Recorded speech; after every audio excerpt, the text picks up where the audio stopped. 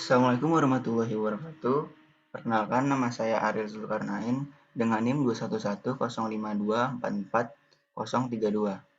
Saya dari Prodi Teknologi Pendidikan B.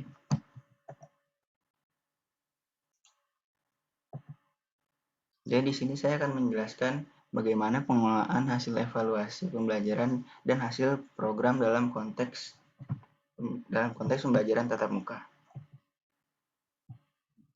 Apa itu evaluasi hasil belajar?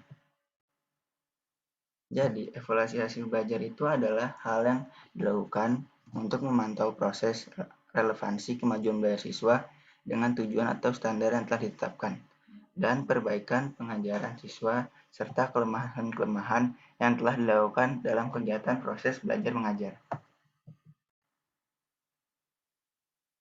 Selanjutnya, langkah-langkah evaluasi hasil belajar. Menurut Anas Sujijono, evaluasi dapat dilaksanakan dengan tepat pada waktu yang diharapkan dan hasilnya tepat guna dan tepat arah. Perlu mengikuti langkah-langkah berikut. Untuk langkah yang pertama, di sini ada menyusun rencana hasil evaluasi belajar. Perencanaan evaluasi hasil belajar itu umumnya mencakup yang pertama itu merumuskan tujuan dilaksanakan evaluasi.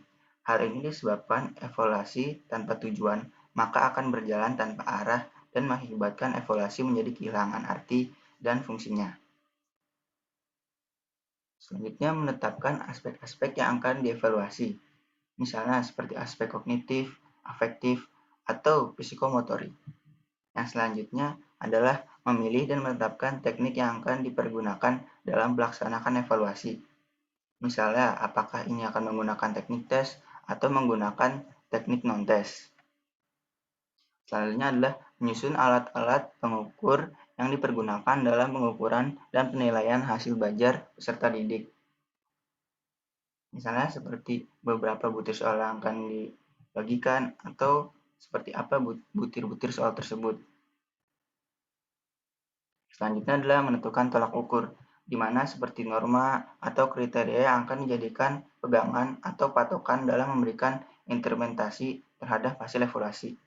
Dan yang terakhir yaitu menentukan frekuensi dan kegiatan evaluasi hasil belajar itu sendiri.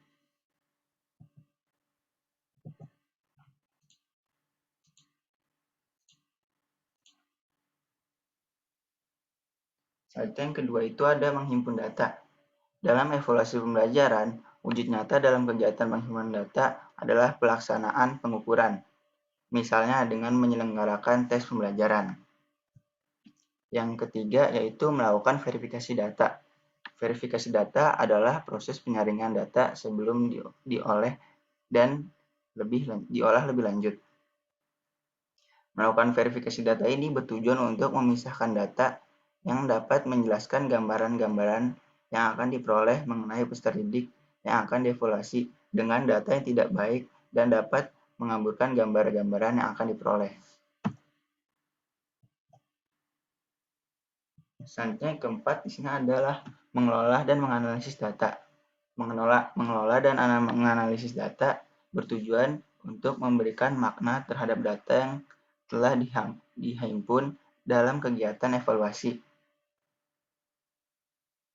Mengelola dan menganalisis data dapat dilakukan dengan menggunakan teknik statistik, misalnya dengan menyusun dan mengatur lewat tabel grafik atau diagram, perhitungan rata-rata, standar deviasi, pengukuran kolerasi, dan lain-lain. Yang kelima di sini ada memberikan interpretasi dalam menarik kesimpulan. Interpretasi merupakan verbalisasi makna yang terkandung dalam data yang telah mengalami pengelolaan dan penganalisisan. Atas dasar interpretasi tersebut, akan ditemukan kesimpulan yang mengacu kepada tujuan dilaksanakannya evaluasi tersebut. Dan yang terakhir di sini ada tindak lanjut hasil evaluasi. Dari hasil evaluasi yang telah disusun, diolah, diatur, dianalisis, dan disimpulkan sehingga diketahui maknanya. Maka, elevator dapat mengambil keputusan atau merumuskan kebijakan yang perlu sebagai tindak lanjut dari kegiatan evaluasi tersebut. Terima kasih. Demikian penjelasan dari cara mengelola evaluasi hasil belajar dan evaluasi program dari saya. Terima kasih.